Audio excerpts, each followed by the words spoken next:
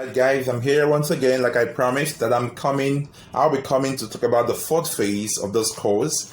And the fourth phase is very important because it doesn't matter what you do. We've always been told that the customer is the king. In fact, the customer is referred to in this material as the supreme arbiter. And an arbiter is one who has the final say. And somebody may wonder, how does the customer have the final say in my business?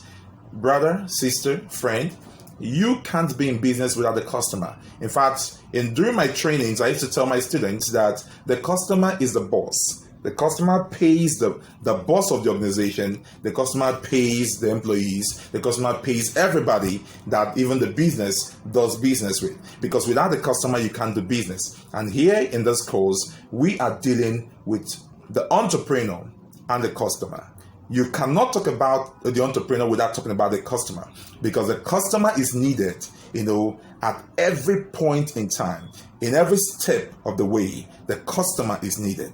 Don't forget, the customer is the supreme arbiter, one who has the final say. Secondly, the customer is often seen by business people as one who disturbs or one who is full of troubles. No, the customer is actually a person who needs your assistance. The customer is a person who needs your care. Have you thought about the fact of why big companies today are creating customer care units, customer service, customer relations management? You have a customer relations manager. You have people in the customer care unit, and all of that. Why do you think that this is happening? Because they have come to realize that the customer, though, whose voice is the most silent, is actually the most important. And that's why today, even in Nigeria, we have the Consumer Protection Act. And then we have agencies like NAFDAC and LSON. Do you know what they're doing? For instance, NAFDAC is there to ensure that the consumption of unwholesome food is prevented and totally prevented. Ideally, even though in reality, they have actually not done so much, but at least they are doing, so they've done to an extent. So this course is here to teach you the intricacies, the details, the nitty-gritties of what the entrepreneur needs to know as long as customer management is concerned. I'm going to quickly run the few courses that we have with regards to the entrepreneur and the customer. I will have about 5 courses here with regards to the take. And this is a detailed work we've done. It's not just anything, but detailed courses that you need to learn about. And the first here is called effective selling strategy. Every entrepreneur needs to understand what the effective selling strategy is. So you get to learn about selling. You got to learn about selling as an exchange. You got to learn about selling as an exchange process. 4 conditions for exchange. Prior to selling, what should you do before you start talking about selling? And underneath, you have things like packaging, schedule, steps to sale, maintain a win attitude, keeping a target, fear of loss, showing consent, proper documentation. These are things you learn as long as effective selling strategy is concerned. And the second one is effective selling ladder. This is another detailed stuff. In fact, some people now say, what are you talking about? Yes, because you are going to learn certain fundamentals about selling before you go out. Businesses don't just go out to sell. In fact, from the understanding that I have, I got to know that selling does not begin from the field, but it actually begins even prior production. Selling actually begins prior production because you must have determined what you're going to sell, who you're going to sell to before you actually start the process. So that's what happens here. So in effective selling ladder, you're going to learn about the fact that it's what is called difficult stage. You don't just start a business. Every business must start from a cradle. Every business must go through certain difficulties in putting them together because business is a system. Business is an idea. Business is a formation, and you must understand that. So here you're going to be learning about all of that. The action mechanism.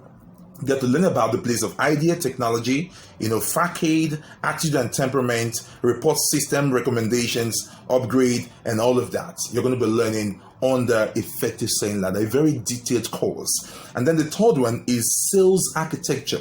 A lot of people do not understand that the customer needs to get to understand the efficacy of your product or your service before they can actually buy into that. And one of the keys to determine the efficacy of your product is being able to tell us how this product was made, what makes up the product, okay? And then what licenses backs the product. So in building your sales architecture, you must understand some of those ingredients that need to be there. And that's what we actually did here. So here you get to learn about, okay, giving your service details, talking about the environmental friendliness of your product, your service, target audience. Okay, let me come back to that a little bit. More talk about the environmental friendliness of your product. What do we mean? Every business has what is called the environmental aspects. And environmental aspects deals with your product, your service, or the elements, okay, of your operations and its interactions with the environment and the impact it does have on the environment. I know a lot of people do not understand this because of our poor awareness about what a complete business should look like. But here you're going to be learning about that. Okay, also product license and permit, customers' testimonials, all right, to be able to tell this customer that people have actually bought this product and they can attest to the fact that the product is good, or they've had access to our service and they can attest to the fact that our service is good. And then you talk about lead time. A lot of businesses don't also understand what it means to deliver on time. You must understand what latency means. It has to do with a time when an order is made and the time when the product or service is delivered. You must always take that into consideration because that could be one of your strengths when you talk about things like SWOT analysis. All right, so that's the third course you're going to be learning on that, the entrepreneur and the customer. And the fourth is managing the customer.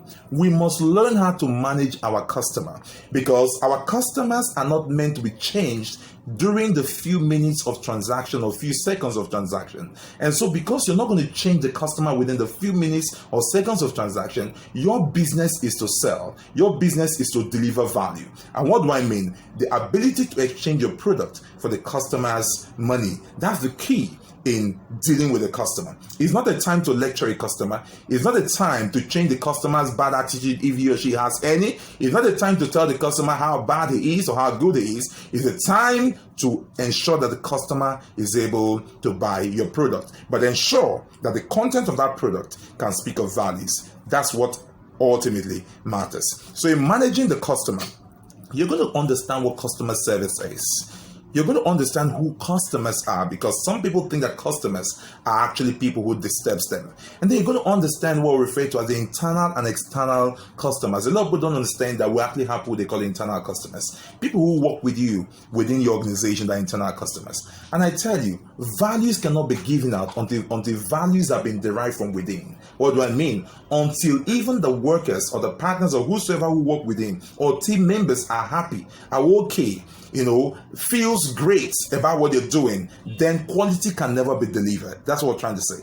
So you get to understand that there are internal customers who ensure the value within, and then they give out the value to the external customers. That's what we're going to be learning here. You're going to learn about also key elements that makes for excellent customer service.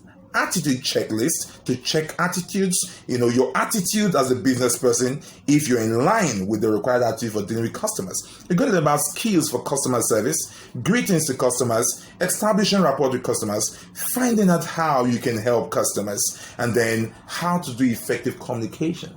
There are things you're going to be learning here. And then the next is, which is the last on this, under the entrepreneur and the customer, is business negotiation skills. Every business person must learn how to negotiate, because negotiation is a very great skill that helps you to be able to make your business work. And some of the things you're going to be seeing here are the principles of negotiation, communication techniques, types of negotiation, stages of negotiation, the 3 P's to influence others, factors for success, negotiating process, the rules of the game, building coalition, and then sequencing to create momentum, and then the negotiator's dilemma, and then negotiation model. Let me just give you, something that looks like at the core of this. There is what we refer to as integrative bargaining, and that's what we refer to as distributive bargaining. Every good businessman must understand when to use or apply the integrative approach or the distributive approach. Distributive approach is simply referred to as the win-lose, which is you're able to get the winning part of the negotiation, whereas the other one is when it has to be balanced, where everybody gets 50-50. It's called win-win. But you must understand when to apply this. That's the essence of learn about good negotiation skill. And I promise you, these 5 courses under the entrepreneur and the customer helps you to be able to keep your business afloat anytime, any day, and to keep a good relationship with your customers. I'm coming your way, don't forget, because I'm moving to the next phase, which of course should be the 5th phase, and a very important aspect that talks about the legalizing, the formalizing, the formation, the incorporating, and the licensing of your business. Very important. Don't miss this. Thank you.